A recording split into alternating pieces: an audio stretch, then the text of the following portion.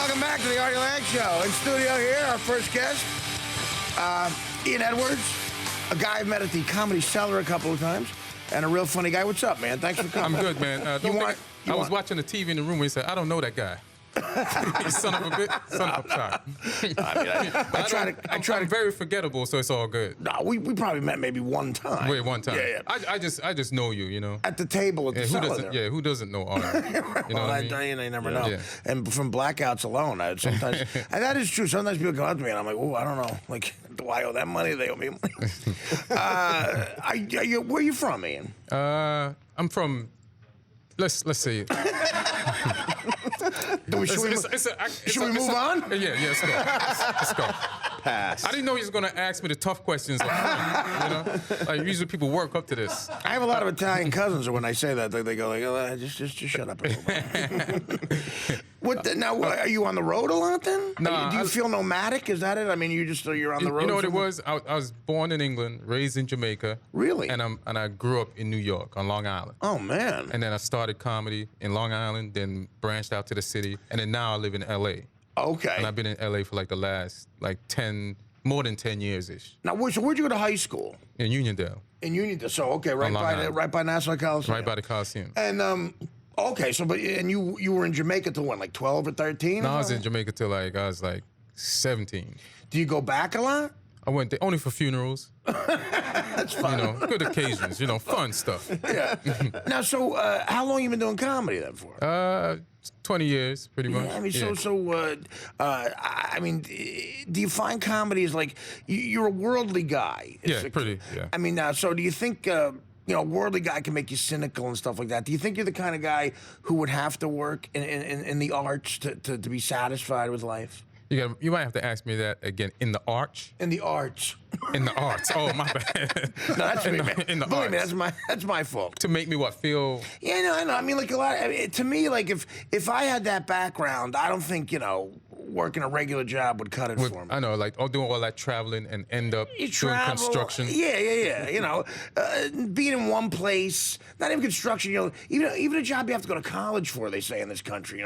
Marketing, where you're in a cubicle all day. I mean, I went to college. It was a waste of time, except for like 4 classes. It probably was, right? Right. It was a waste of time. Where'd you go to college? I went to New York Institute of Technology. And what'd you study there? I started off doing biology. Right. Because I wanted to be a physical therapist so I could massage women. And then that...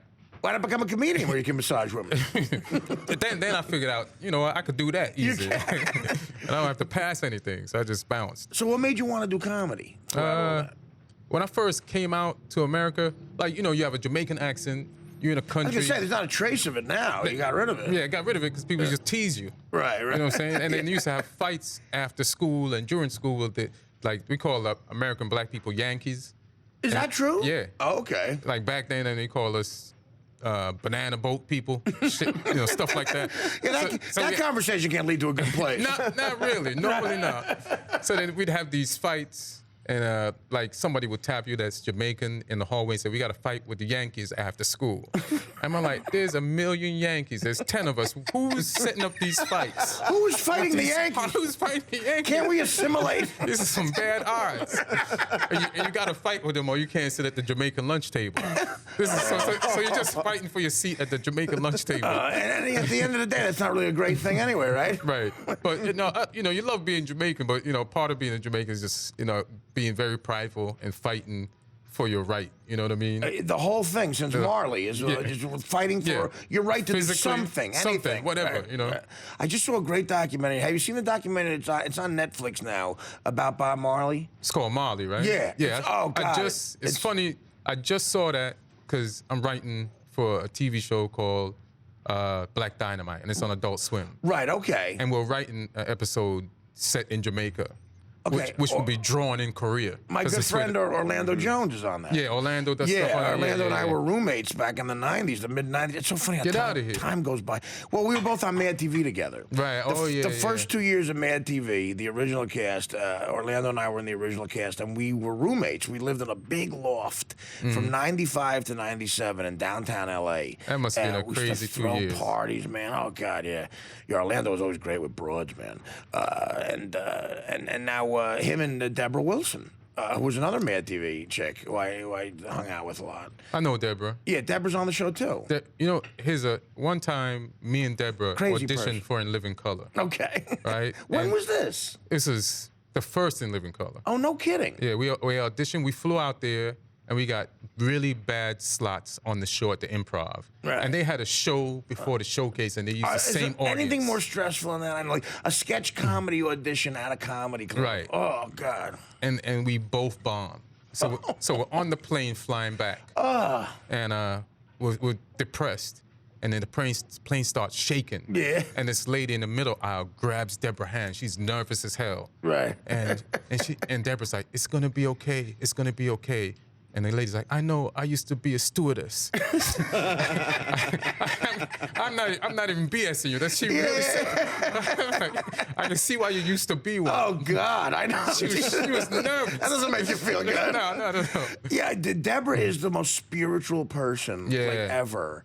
But we met when I guess shortly after that we got Mad TV and they put us up at the Oakwood Apartments in North Hollywood. I know where that's at. Yeah, and Deborah calls me up because it was just me, her, and two other people in the cast that were from New York. Right. So she calls me because Artie, you have to get down here right now, right now. You have to get down here right now, right now, right now. I go, what's the matter? She goes, my snake got loose. My snake got loose.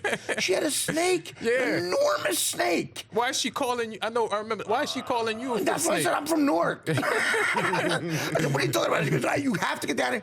She wanted me to hold a dead rat on one side of the couch, so it would go that way, and then as it came towards the rat, she would push me away and then snag it. That was her game plan. What? And yeah, she would buy live rats, kill them, hold the rat by the tail in the middle of Hollywood, and then kill the rat because the snake had to see the rat die, otherwise it wouldn't eat the rat.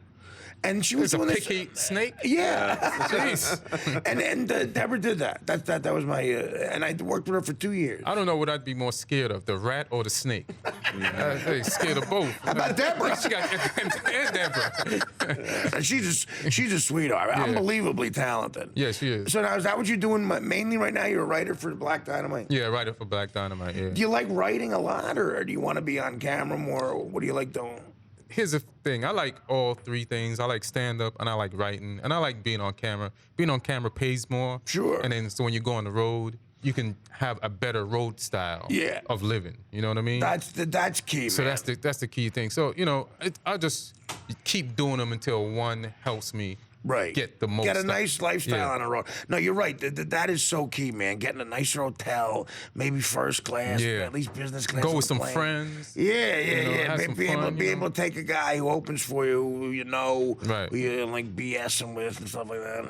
Yeah, man. No, I get what you're saying, but look, sometimes as a writer, if you get the creative by credit, Right. that's beautiful. Yeah, and that's another thing. If you get that, then you could just make money forever. Well, that's you know the what I mean? best. Residuals. Yeah, residuals like intellectual real estate.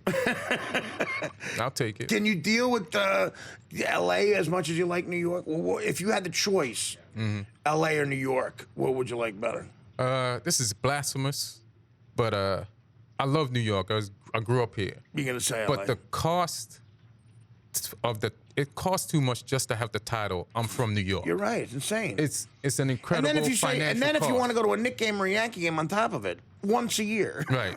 then that's it. Right. I mean, you're talking about major investment. Yeah, I'm a Knick fan on TV. Right. I can't be afford to be a Knick fan in I don't know. person. Could you imagine having a couple of kids and taking them to one Knick game, one Yankee game, one Met game, and maybe throw in a Ranger game or something, and you can only do one of each. Yeah. All year. And if you do one of these, that sounds like some rich people stuff. You know? I know. It's either I'm going to go to a Ranger or a Knick game, or I'm going to buy a yacht. I'm gonna go. Yeah, exactly. It's That's hilarious. terrible. All right, we're going to take a quick break. And we come back, we'll talk more with Ian Edwards. What are you coming up with? What do you got? You plugging something? You got? I'll just plug my Twitter. Twitter? And then they can get to everything from there. At Ian Edwards, is it? At Ian Edwards Comic. Because somebody got Ian Edwards. Did they? Yeah. I Yeah. got it right there. And they're not doing anything. Yeah. That's annoying. That is annoying. Yeah. To this day, ArtieLange.com. I have Artie-Lang.com. Oh, for real? ArtieLange.com is a Japanese porno site. What? And it's doing fantastic. And are you sure that's not yours? No, it's not. I wish it was. It would have been brilliant. And my lawyer can't get it back. That's hilarious. That's ridiculous.